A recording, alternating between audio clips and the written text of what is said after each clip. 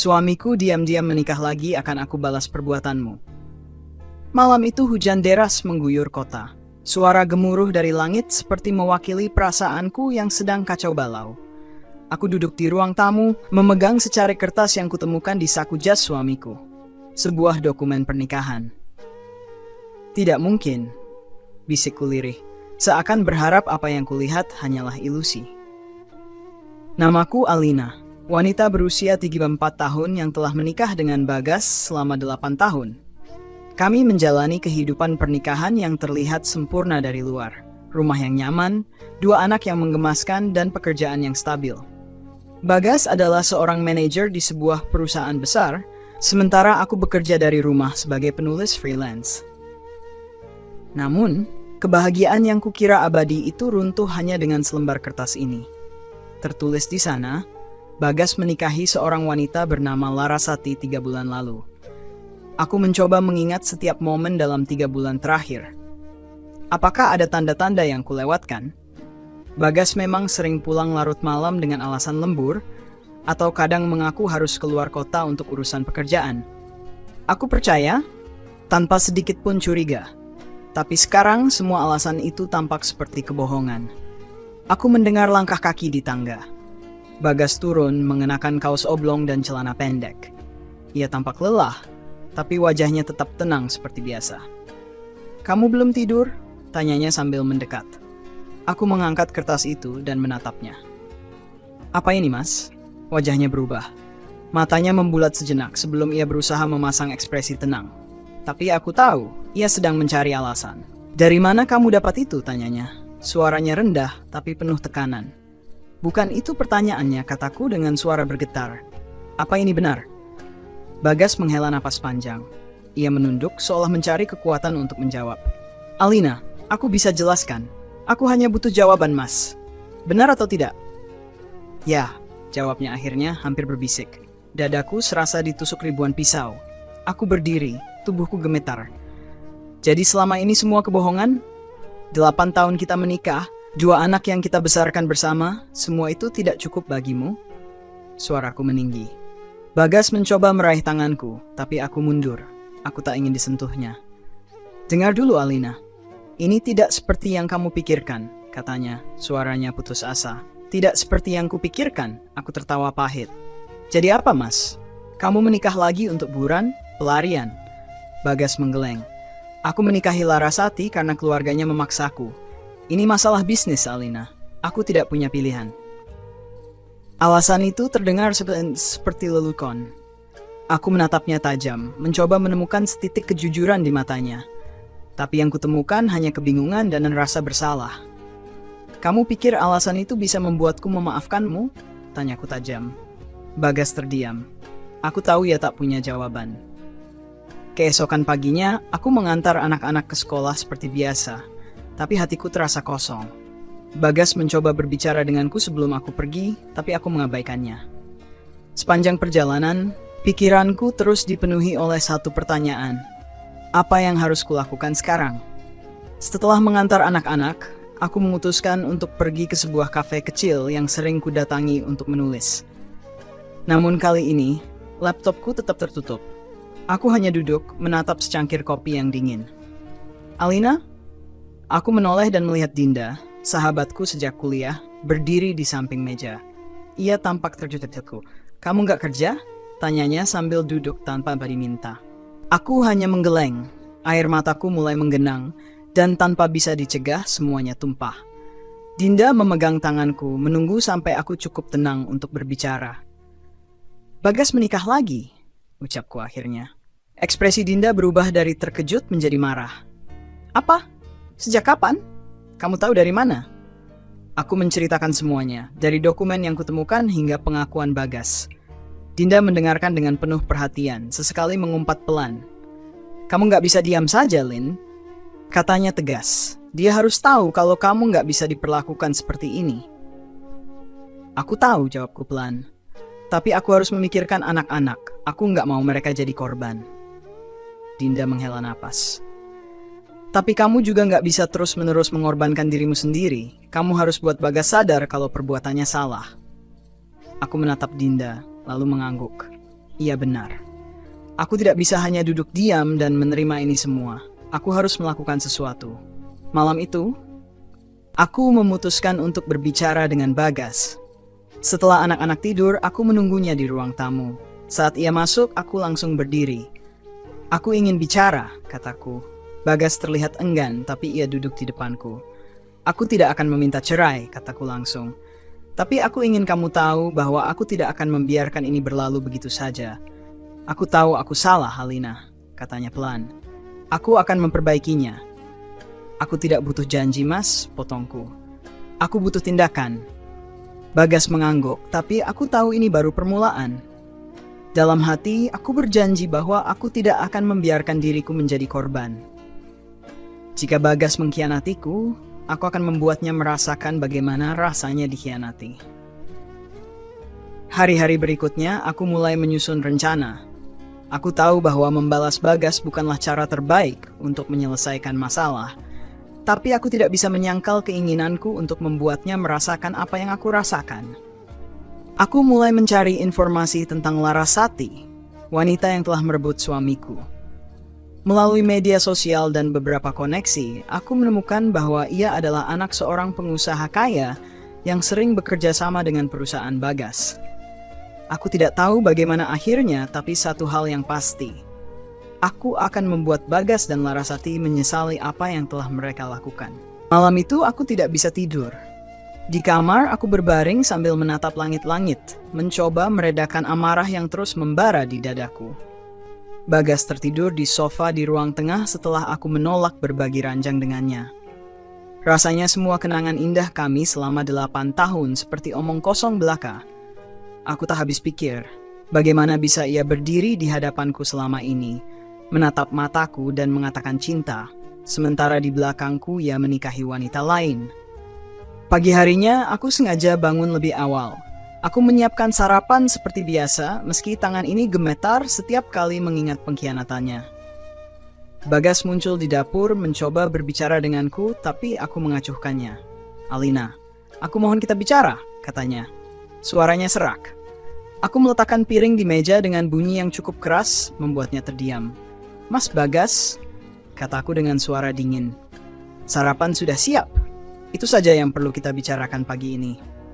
Ia menatapku dengan wajah bersalah, tapi aku tak peduli. Setelah anak-anak berangkat sekolah, aku kembali ke kamar dan mengunci pintu. Aku membuka laptopku, mencari informasi lebih banyak tentang Larasati. Aku menemukan profilnya di media sosial, lengkap dengan foto-foto yang membuatku semakin muak. Larasati adalah tipe wanita muda yang sering memamerkan hidup mewahnya. Tas branded, mobil mahal, dan berbagai acara pesta yang dihadirinya. Semuanya terpampang jelas di foto-fotonya. Namun yang membuatku semakin sakit hati adalah foto mereka berdua.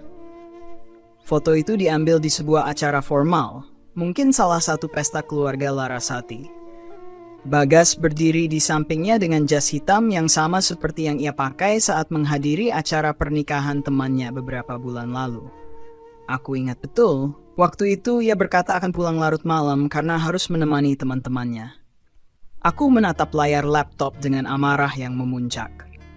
Bagas tidak hanya menghancurkan kepercayaanku, tapi juga mempermalukanku. Ia menganggap aku tidak akan tahu. Tapi aku tahu sekarang. Aku menutup laptop dengan keras lalu menarik napas panjang. Aku harus bertemu dengan Larasati.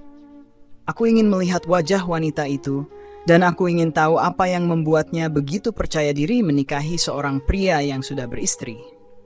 Beberapa hari kemudian, aku berdiri di depan sebuah butik mewah yang sering dikunjungi Larasati menurut informasi yang kudapat. Aku menunggu di mobil, memperhatikan setiap orang yang keluar masuk butik. Larasati muncul setelah hampir 2 jam menunggu. Ia mengenakan gaun berwarna pastel yang mahal, dengan rambut tergerai rapi. Senyumnya lebar saat ia berbicara dengan seorang pegawai butik yang mengantarnya sampai pintu. Aku keluar dari mobil dan berjalan mendekatinya. Ia menoleh, tampak sedikit bingung saat melihatku. Larasati, tanyaku dengan suara tegas. Ia mengerutkan kening. Ya, saya Larasati. Anda siapa? Aku tersenyum kecil, meski rasanya ingin menamparnya di tempat. Aku Alina, istri Bagas. Wajahnya langsung berubah. Senyumnya hilang, digantikan oleh ekspresi terkejut. Ia melihatku dari ujung kepala hingga kaki, seolah menilai siapa aku. "Ah, istri pertama," katanya akhirnya dengan nada yang sinis. Aku menggenggam tanganku erat-erat, berusaha menahan amarah. "Kita perlu bicara," kataku. Larasati tertawa kecil. "Kalau ini soal pernikahanku dengan Bagas, aku rasa itu bukan urusanmu." Aku mendekat, hingga hanya ada beberapa inci di antara kami. "Bukan urusanku? Aku sudah bersama Bagas selama 8 tahun. Aku membangun hidup bersamanya, membesarkan anak-anak kami. Dan sekarang kamu bilang itu bukan urusanku?" Ia mundur sedikit, tapi masih memasang wajah angkuh. "Dengar, Bu Alina, saya tidak memaksa Bagas untuk menikahi saya, itu keputusan dia. Kalau Anda punya masalah, bicarakan dengannya, bukan dengan saya." Kata-katanya seperti tamparan di wajahku. Aku tahu ia ingin terlihat berkuasa, tapi aku tidak akan membiarkan itu terjadi. "Aku hanya ingin kamu tahu satu hal," kataku dengan suara rendah namun tajam.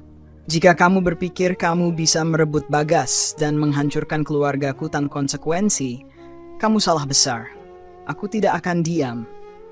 Dan aku pastikan kamu akan menyesal pernah masuk ke dalam hidup kami." Aku berbalik dan meninggalkannya, membiarkan kata-kataku menggema di telinganya. Aku tahu ini baru permulaan.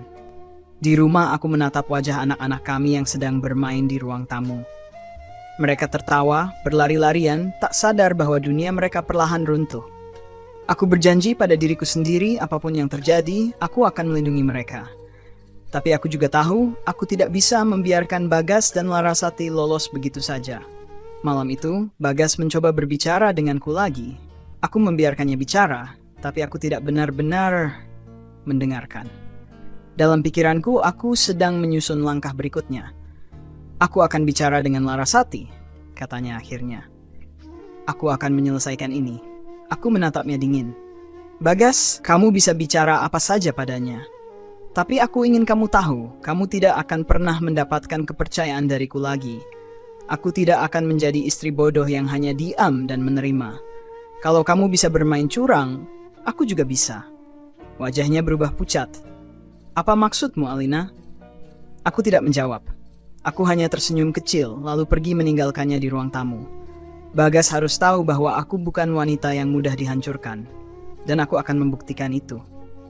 Esokan paginya, suasana rumah tetap sunyi. Aku dan Bagas tidak berbicara sepatah kata pun. Anak-anak terlalu sibuk dengan sarapan mereka untuk menyadari ketegangan yang menggantung di udara. Setelah mereka pergi ke sekolah, Bagas mendekatiku di dapur. "Alina, tolong jangan buat semuanya jadi lebih buruk," katanya. Suaranya penuh permohonan. Aku meletakkan cangkir kopi yang sedang kuminum dengan perlahan, menatapnya lurus ke mata. "Lebih buruk?" tanyaku dengan nada dingin. "Kamu yang memulai ini, Mas. Kamu yang menghancurkan keluarga kita." Ia menghela napas berat, lalu duduk di kursi di depanku. Wajahnya terlihat lelah. Tapi aku tidak peduli. Bagiku, itu tidak ada apa-apanya dibandingkan rasa sakit yang aku alami. "Larasati tidak ada artinya bagiku," katanya akhirnya. "Aku menikahinya hanya karena tekanan keluarganya. Itu semua hanya demi bisnis." Aku tertawa kecil, penuh sarkasme. "Jadi, kamu pikir itu alasan yang bisa diterima? Kamu rela menghancurkan hidup istrimu dan anak-anakmu demi bisnis?" Bagas menunduk, tidak menjawab. Aku bangkit dari kursiku, mengambil tas, dan berjalan keluar. "Kita belum selesai bicara," kataku sebelum menutup pintu. "Aku memutuskan untuk menemui Dinda. Aku butuh seseorang untuk membicarakan semua ini sebelum aku benar-benar kehilangan kendali." Saat aku tiba di rumahnya, Dinda langsung menyambutku dengan pelukan hangat. "Aku tahu kamu akan datang," katanya sambil mempersilakanku masuk. "Aku sudah menyiapkan teh hangat." Aku duduk di sofa, mencoba menahan air mata yang tiba-tiba terasa ingin tumpah. "Dia bilang itu cuma urusan bisnis," kataku akhirnya. Suaraku bergetar. Dinda mengerutkan kening. "Itu omong kosong. Urusan bisnis apa yang sampai harus menikah lagi? Apa dia pikir kamu bodoh?" Aku menggeleng pelan. "Aku tidak tahu, Din. Tapi aku tidak bisa percaya padanya lagi." Dinda menatapku lama, lalu berkata dengan suara tegas, "Lin, kamu harus ambil alih kendali. Jangan biarkan dia berpikir dia bisa lolos dari semua ini tanpa konsekuensi. Kamu tahu apa yang harus kamu lakukan. Aku menatapnya, mencoba memahami maksudnya. Apa maksudmu? Dinda tersenyum kecil lalu mengambil ponselnya. Aku punya teman pengacara. Kalau kamu butuh bantuan, dia bisa memberikanmu nasihat. Tapi kalau kamu mau balas dendam... Aku menelan ludah. Jantungku berdegup lebih cepat. Aku tidak pernah membayangkan diriku berada dalam situasi ini. Tapi sekarang aku tahu aku tidak bisa diam saja. Malam itu aku membuka laptopku dan mulai menulis. Tapi kali ini bukan untuk pekerjaan. Aku menulis semua hal yang pernah terjadi dalam hidupku dengan Bagas. Kenangan indah, luka, dan sekarang pengkhianatan. Aku menulis dengan air mata yang terus mengalir, seolah mencoba mengeluarkan semua rasa sakit yang kupendam. Setelah beberapa jam, aku menyadari sesuatu. Bagas telah menciptakan luka yang dalam, tapi aku tidak akan membiarkannya memutuskan akhir dari cerita ini. Aku memutuskan untuk menyusun langkah-langkah yang lebih konkret. Aku tidak hanya ingin membuatnya menyesal, tapi juga mengembalikan kendali atas hidupku. Beberapa hari kemudian, aku kembali bertemu Larasati. Kali ini aku menemuinya di sebuah restoran mewah tempat ia sering makan siang. Aku tahu ini berisiko, tapi aku tidak peduli. Saat aku mendekatinya, ia tampak terkejut, tapi dengan cepat memasang senyum sinisnya lagi. Bu Alina, kita bertemu lagi, katanya sambil menyilangkan tangan di depan dada. Aku duduk tanpa diundang, menatapnya dengan dingin. Kamu tahu, Larasati, kataku pelan, aku tidak pernah menyangka akan berada dalam situasi seperti ini. Tapi satu hal yang aku tahu pasti, aku tidak akan membiarkan kamu merebut suamiku begitu saja. Ia tertawa kecil. Oh, jadi sekarang kamu ingin berperang denganku? Aku tersenyum tipis. Perang? Kamu pikir ini perang? Tidak, Larasati. Ini pelajaran. Dan kamu akan belajar bahwa bermain dengan api hanya akan membuatmu terbakar. Larasati tampak bingung sesaat, tapi aku tidak memberi kesempatan padanya untuk menjawab. Aku berdiri, meninggalkan amplop coklat di mejanya. Buka itu dan kamu akan tahu apa yang terjadi jika kamu terus berani menghancurkan keluargaku, kataku sebelum pergi.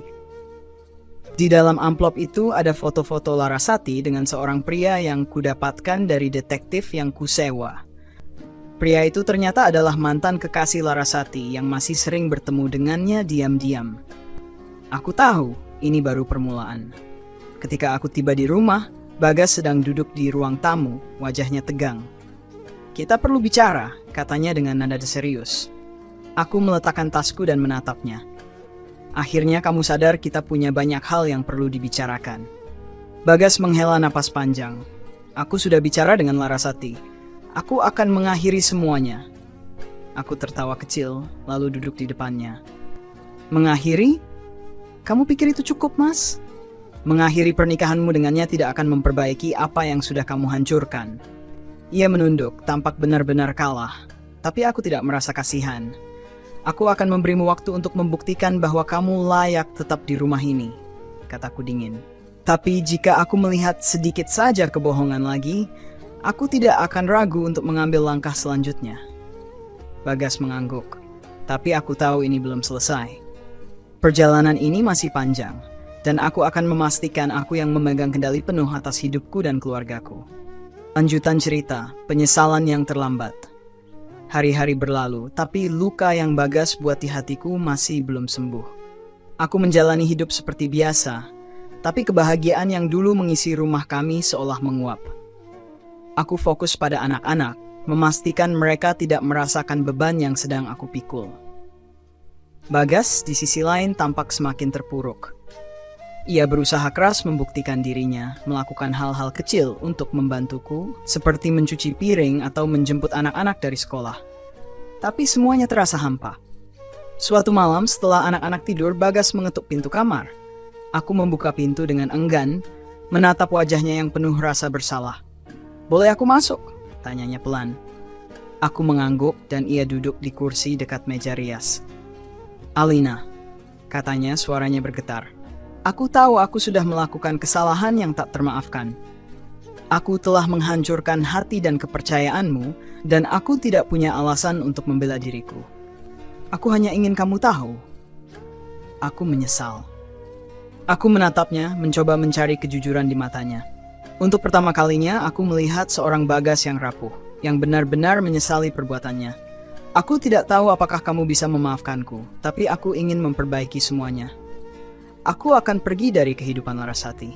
Aku akan melakukan apapun yang kamu minta. Aku hanya ingin kamu tahu bahwa aku mencintaimu dan anak-anak lebih dari apapun di dunia ini. Air mata yang selama ini kutahan akhirnya mengalir. Aku tidak tahu harus berkata apa. Luka itu masih ada, tapi bagian dari diriku ingin percaya bahwa ia benar-benar ingin berubah. Mas Bagas, kataku akhirnya, cinta saja tidak cukup. Kepercayaan adalah fondasi pernikahan dan kamu telah menghancurkannya. Ia mengangguk, menerima kata-kataku dengan kepala tertunduk. Tapi, lanjutku, aku akan memberimu satu kesempatan. Bukan untukmu, tapi untuk anak-anak. Mereka pantas memiliki keluarga yang utuh. Tapi jika kamu mengecewakan kami lagi, aku tidak akan ragu untuk pergi. Bagas menatapku dengan mata berkaca-kaca. Terima kasih Alina, aku janji, aku tidak akan menyia-nyiakan kesempatan ini. Beberapa bulan kemudian, hidup perlahan kembali normal. Bagas memenuhi janjinya, benar-benar memutuskan hubungan dengan Larasati dan fokus pada keluarga. Aku, di sisi lain, berusaha membuka hatiku sedikit demi sedikit. Tidak mudah memaafkan, tapi aku belajar bahwa memaafkan adalah langkah pertama untuk membebaskan diri dari rasa sakit. Anak-anak kembali melihat kami tersenyum bersama, dan itu adalah hadiah terbesar bagi mereka. Suatu malam, ketika kami duduk bersama di ruang keluarga, Bagas menggenggam tanganku dengan lembut. Terima kasih sudah memberiku kesempatan kedua, katanya. Aku menatapnya tersenyum tipis. Jangan sia-siakan, Mas. Kita punya banyak hal untuk diperbaiki. Bagas mengangguk, dan untuk pertama kalinya dalam waktu yang lama, aku merasa ada harapan untuk masa depan kami. Hikmah di balik cerita. Dari cerita ini, kita belajar bahwa pernikahan adalah tentang kepercayaan, cinta, dan komitmen. Ketika salah satu rusak, dibutuhkan usaha luar biasa untuk memperbaikinya. Kesalahan adalah bagian dari hidup, tapi cara kita menanganinya menentukan siapa kita sebenarnya. Bagi Alina, kekuatan dan keberanian untuk menghadapi pengkhianatan menunjukkan bahwa cinta kepada diri sendiri dan anak-anak adalah fondasi yang tidak boleh dilupakan. Dan bagi Bagas, penyesalan adalah langkah pertama menuju perubahan. Cerita ini mengajarkan kita untuk tidak menyerah pada hubungan yang masih bisa diperbaiki, tapi juga untuk tidak takut melepaskan jika rasa sakitnya terlalu besar. Salam teman-teman. Saya Putri, dari Putri Bercerita. Semoga cerita ini bisa memberikan pelajaran berharga untuk kita semua. Terima kasih sudah membaca hingga akhir, dan jangan lupa untuk selalu menjaga hati dan kepercayaan dalam hubungan kalian. Sampai jumpa di cerita berikutnya. Tetap kuat, tetap bijak, dan tetap saling mencintai.